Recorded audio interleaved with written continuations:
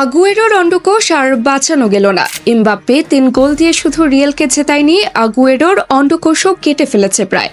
Argentine কিংবদন্তি যে জব্দ হয়েছেন সেটাও হলফ করে বলা যায়। তবে রিয়াল মাদ্রিদ বনাম ম্যানচেস্টার সিটির মধ্যকার ম্যাচে প্রমাণ করেছে উয়েফা চ্যাম্পিয়ন্স লিগের রিয়াল মাদ্রিদের উপর কোনো দল নেই। প্রতিপক্ষ যেই হোক না কেন, রিয়াল মাদ্রিদ কাউকে পরোয়া করে না।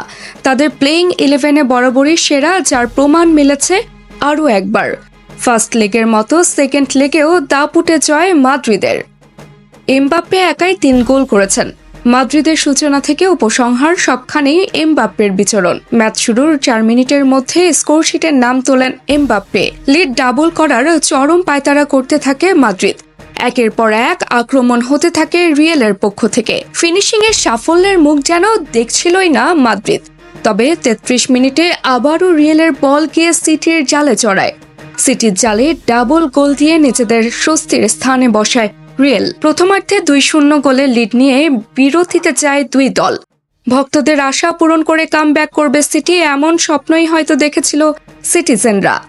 তবে সব আশা ভঙ্গ করে রিয়েলের কাছে হেরে চ্যাম্পিয়ন্স লিগের সবচেয়ে বড় ব্যর্থতার প্রমাণ দেয় সিটি। দীর্ঘদিনের আশা দুরাশা পরিণত করে সিটি। 2 লেগেই রিয়েলের কাছে বাজেভাবে হারে পেপ গার্দিওলার শিষ্যরা। তবে এই 2 ম্যাচের হার সিটি ভক্তদের যতটা কষ্ট দিবে তার থেকেও বোধহয় বেশি কষ্ট দিবে কোন আগুয়েরোকে।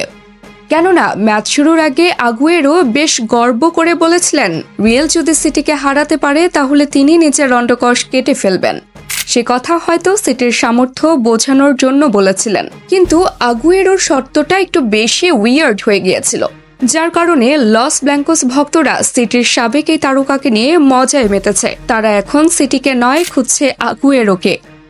আগুয়েরোর অন্ডকোষ কেটে উদযাপন করবে তাই।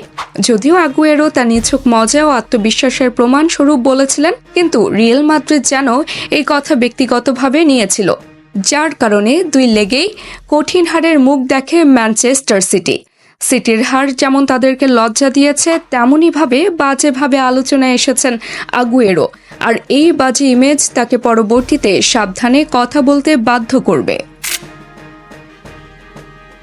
তাবাসসুম হক, আনিকা, টিম স্পোর্টস।